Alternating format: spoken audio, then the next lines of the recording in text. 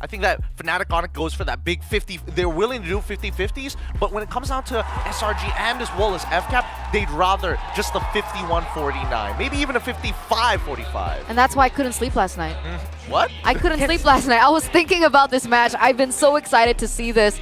It's been a blast at SPS. Literally, we're given a great match every single match. Yeah. Like, there's not one match that we're like, oh yeah, this is leaning towards this team, right? And it's just the upper bracket, right? Exactly. We're still here. We still have another day, guys. So let's head over to the drafting phase now as we get into it. Remember, we did see a little bit of more success found over on blue side. But it looks like YRG Giants have blue side this time around, right? This is blue side? Yeah. Okay, no swaps today. No swaps today here. Based on the bans, it looks like they are focusing down on some of the top picks that we've seen from either side in the graphics earlier, right? The Julian coming out, being banned out. The Fanny as well, on top of the Terizla, which I think is kind of interesting. And because of that, we have the Zask Open for this game that has 60% win rate, by the way. Very, very high, considering that the teams that played in the tournament are the best of the best, right? So there's no Band-Aid yet with a Zask play. So if you're Falcon Safety Brand, you're open with Roger, you're open with the Louis Arlott, because we saw the statistics the other day.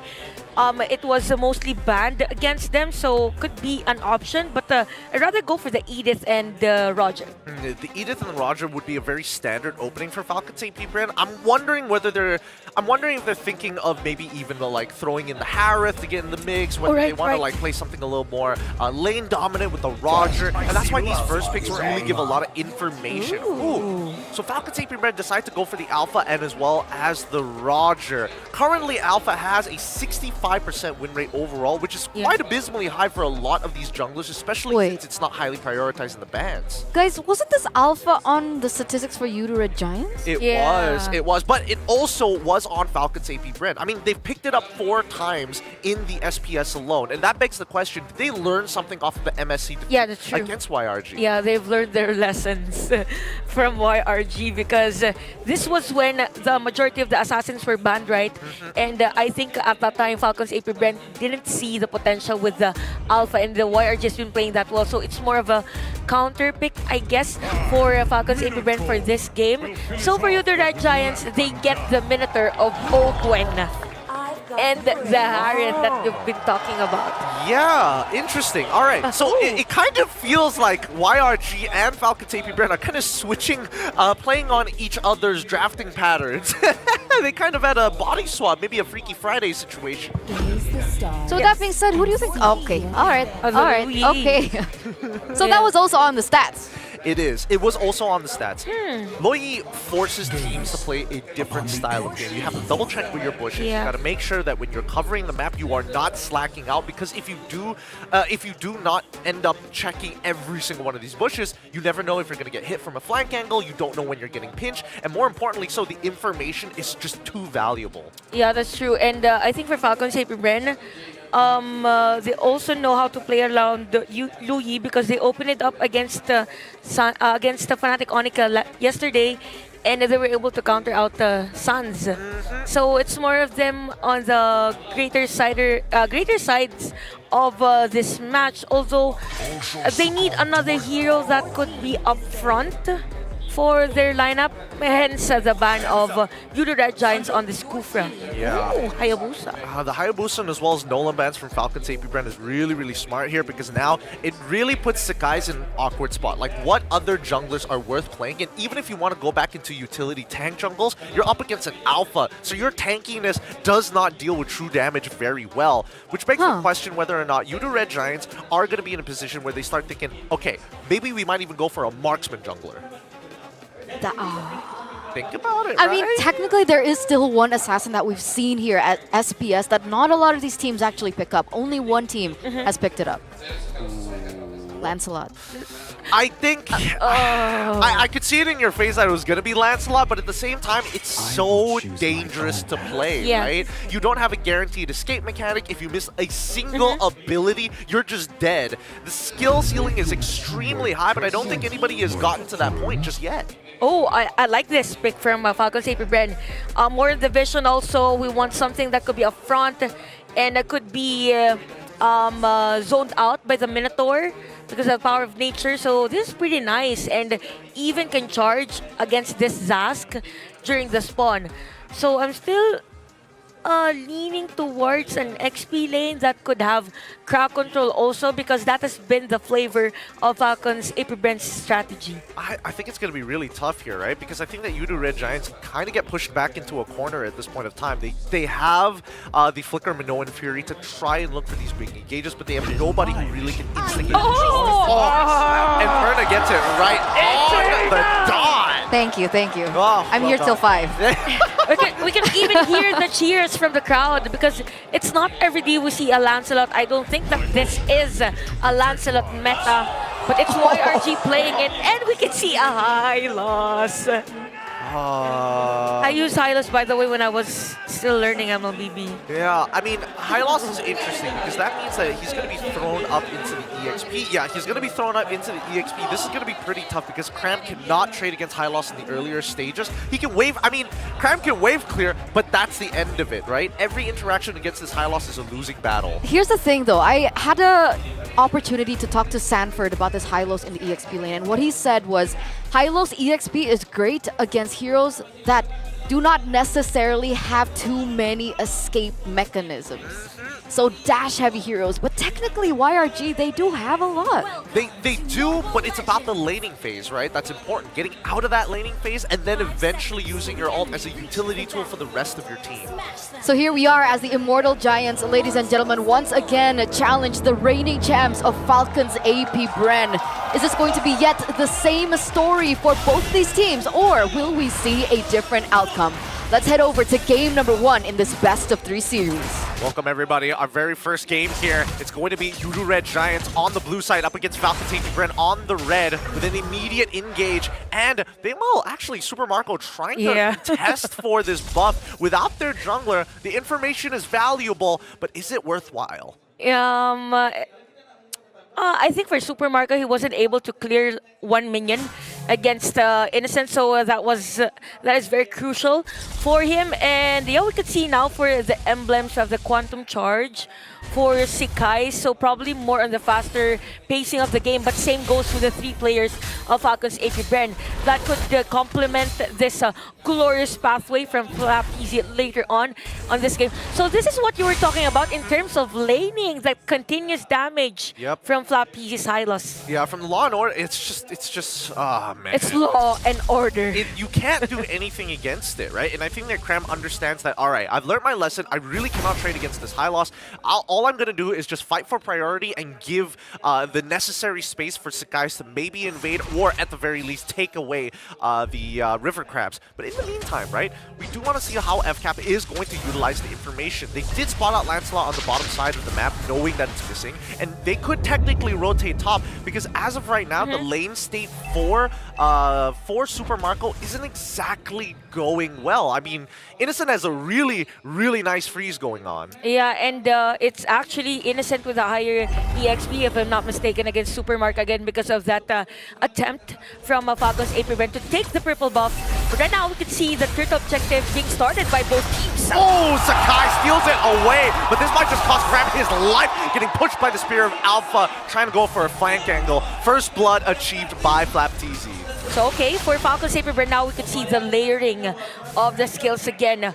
With those dispersion, a lot of order, at the same time Spear of Alpha, there's no way for Cram to actually escape that threat from Falcon's AP Bren. And wow, interesting, it was actually Open that is somehow at a disadvantage in terms of EXP against Yum. So it's more of the effectivity rather of Falcon's AP Bren on rotating and taking objectives against YRG.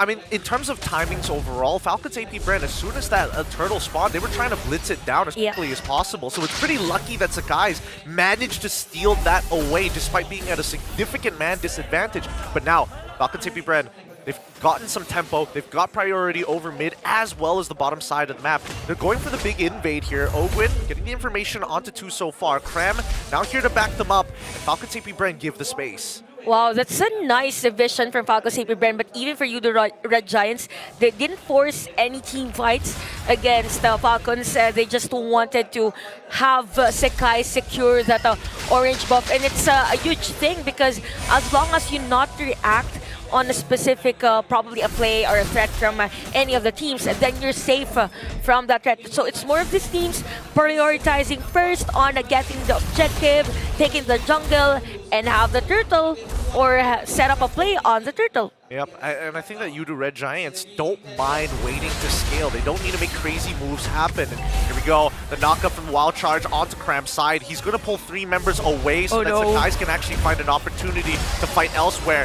Primal Wrath has already been popped, still sustaining against 3 of these members. They don't have the burst to make this happen. Cram quickly flickers away, onwards to buy some time. Earth Shatter to knock him up. Power of Nature and Glorious Pathway to help secure the kill. And Cram's like, I don't mind dying. Every second you stand here is another second wasted as we look onto the top side of the map as Falcons AP Bren looking for Turtle. Yeah, they're starting this turtle, and I gotta say, this now the effectivity against the layering of scales, crowd control here for Falcons AP Bren, and for Cram, he didn't even try to escape that one because he knew that even if he runs against the Flap TZ, there's still the minion wave, there's still that slow, 4% slow with the Hylos, and look at the damage against Yumes.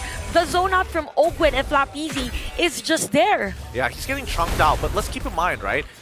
Now that we've had a full look at the compositions and how they want to play, I'm a little afraid that during these team fights, that Revitalize coming in from Flap TZ might just be the difference maker between the two. Because at the end of the day, it's not about finding these big executes, it's how can you chunk down your opponents. And yes, they don't have a Minotaur on their lineup, but with this Revitalize, it means that the whole team can walk together and still be healed up. So hopefully that is something that Yudo Red Giants are aware of. Yeah, that's true, because if they walk on that Glorious Pathway, there's the movement speed, but at the same time for Yudo Red Giants, there's the slow.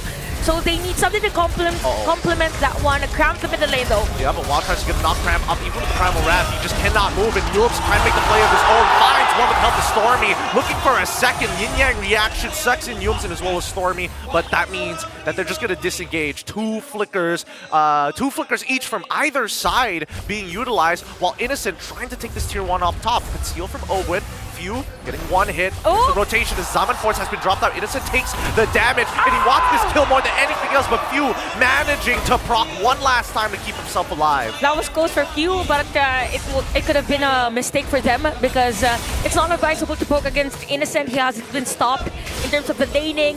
The goal is continuous, and it's really hard for Falcons AP Bren to secure a kill against Innocent because the only crowd control that they have is going to be that Wild Charge and even the vacuums from Few. The Law of Order, yeah, but Innocent has the Purify. So as much as they want to kill him, it's gonna be hard. Sekai's bottom lane.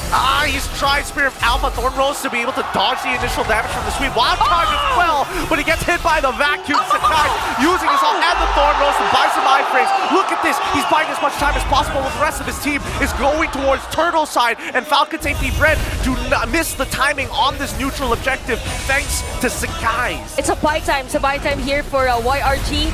And even though Sekai's was taken at the bottom lane, he has proven a lot against the Falcons AP Bren. It was a good 3-second delay on taking that objective against Falcons AP Bren, but still Falcons AP Bren on the lead. 1.3k for this one. We could see now that for Super Marco, that is the endless battle. So the attributes will be very, very efficient later on. So there's the movement speed already for the Windtalker. We have the Flash for Yumes. Probably they're just waiting for another item from Yumes to go for that one big Minoan Fury. Yeah, he wants to go for the one big Minoan's Fury, but I think he needs to get tanked here. But here comes the rotations from Falcons AP Bren to stop Innocent. He hops over the wall, the Wild Charge knocks him back. Nature's Barrier is good, but Yumes is just a little bit better. So a bit motivational roll keeps him alive, and Crab flickers forward to find the Earth Shatter. Primal Wrath on towards Ogwen's side as Flap TZ is trying to zone them off. Once the Minoan Fury is done, Stormy trying to zone them off as a second layer. Another wall. Sakai hops in. He wants it. He finds the minion wave. They're taking down Loyi, and they want a little bit more. The puncture doesn't kill Ogwen.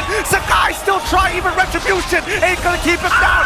Flap TZ doesn't Once more, a single Revitalize to save his 2 lower members. What a game that we're seeing here today. Oh my goodness. Again, we've said that it's kind of hard if you only have the Purify for the crowd control, but for Innocent, he waited for like 3 seconds before popping that Purify because he's seen that the Law and Order was used, Owen's Wild Charge was used, and then perfect timing for me to use the Purify, and then went in for that Zinger Vision, had the shield, and waited for the other players of Yudo Red Giants. But for Falcons AP Bren, they're kind of scary because they're just going places against Yudo Red Giants. This is where when you mentioned that you have to be prepared on those brushes because if Falcons AP Bren does the diversion play, they mean business. They mean big business as well. True. Oh goodness, this is rather surprising. I wasn't expecting them to survive with such low HP, but then again, Revitalize, right? Yeah. It's one of those battle spells that you don't see very often in professional play. I think for the Revitalize, it's the perfect spell for a high loss, right?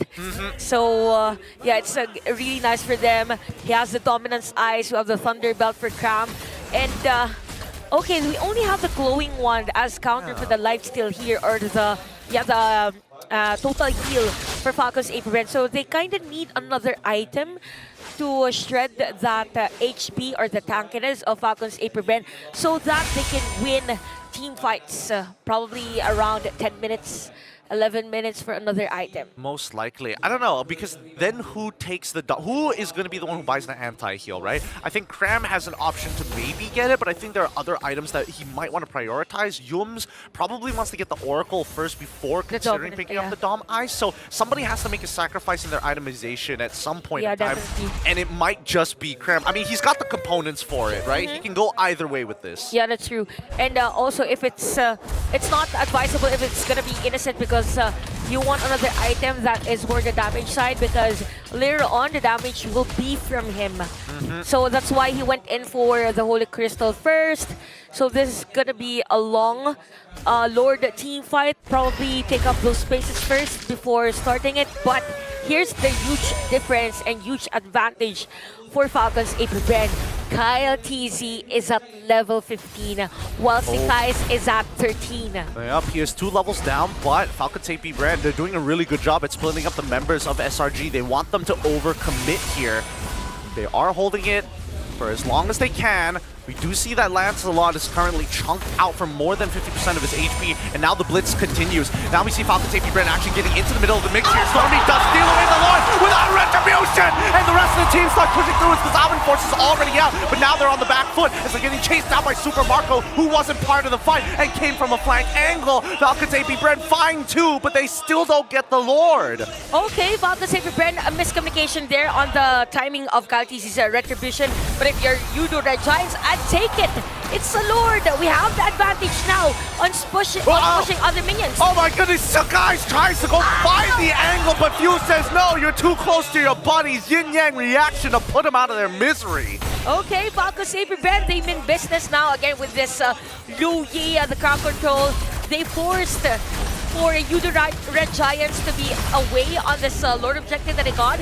So things are pretty nice here for Falcons AP Bren. They are 3K lead for this match. We have Owen at 105. Even Super Mark is slowly building up those items. Probably he already has the trinity of his itemization. And even for a few, that is a Glowing Wand and Enchanted Talisman. He's looking so very strong right now. FCAP's execution and decision-making has been very nice. SRG, they've been on the back foot for a while here, but the gold lead hasn't extended more than 5,000. They want to protect this T2, but it looks like they have no means of getting in just yet. Nice. He's in the back line for now.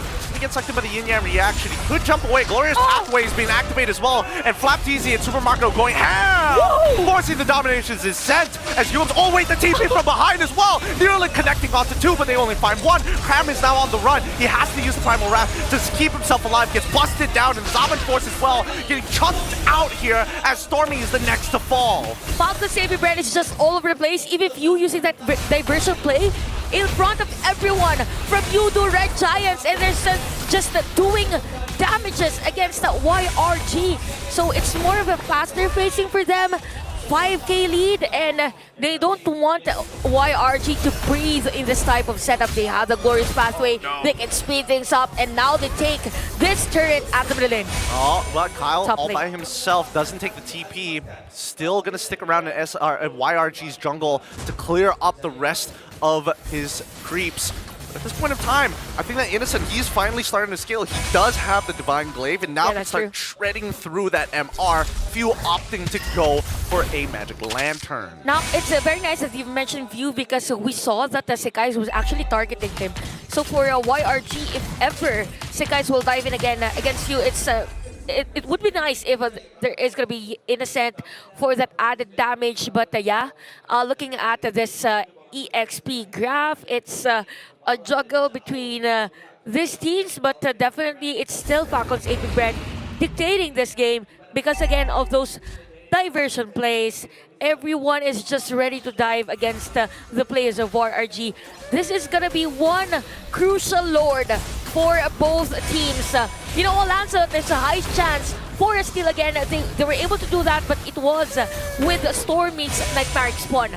Oh, and that's why FCAP are taking the space. They're looking for Sekai's as of right now. They might opt to blitz it, knowing that SRG has to deal with the minion waves, but no, they're going to take the fight. Cram was the target. Forcing him to flicker out is a good idea. Falcons AP Brain get a free resource here. So that yin-yang reaction is causing a lot of problems for Udo Red Giants to stick together. Baptiste, once again, zoning them out as Ogun walks up with the conceal. Nature's Barrier trying to cut off two so far. Minoan's Fury is out, and that's going to be a clear signal for Falcons AP Brent to now start this fight. Glorious Pathway has been popped. They decide, no, let's back off here. We get a free Lord. Let's reset and do it all over again. Oh wow, what a nice zone out from Ogun and Flapeze at the time. They're just zoning out the players of YRG, even dealing damage against Sekai's. And here's the thing, for Falcons AP Brand, after taking that Lord, they continued on stopping the possibility on taking that purple buff for Sekai's, but he was able to secure that one. Yeah, it's more of the timings now for Falcons AP Brand, and there's a huge difference in terms of how they set up a play again for the Minotaur. It's one big Minoan here, right?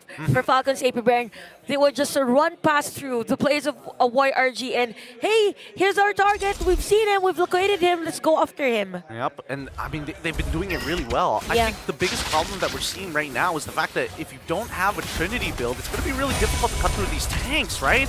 No on-hit max health damage, no way to do true damage as well. They lose a mid inhibitor as we see Falcons AP Brand aggressively taking this space. Guys might try something, but here comes the wild charge on top of the Glorious Pathways. They try to peel backwards. The Minoan Fury hits onto all three of the back line. Dead! Super Marco! A bulletproof no more! Chain of Yums for his life. The Lord is still cracking down on the bases. They're trying to break through, but the Dominator's descent says no more. We're done! This defense is clean, and Falcons AP Brand forced to run with their tails between their legs. Sakai, he goes in, lunges into two. One flap, easy saying no more zoning for you. 200 gold in the pocket. Okay, so for YRG, it's all started again with that nice Minoan here from Yumes. Sekai's was just doing those punctures against the players of Falcons AP Brand. They might actually get this inhibitor turn at the middle lane because it's just open that could defend this one. This might be a one-split push or one push for them. It can't be. It can't be. Super Marco is coming back up, and even Few is coming too. Owen is going to die, losing out his immortality. He's trying to protect it. The crystal is under threat. They're almost there, and they crack open the base. YRG turned that around after an abysmal early mid-game.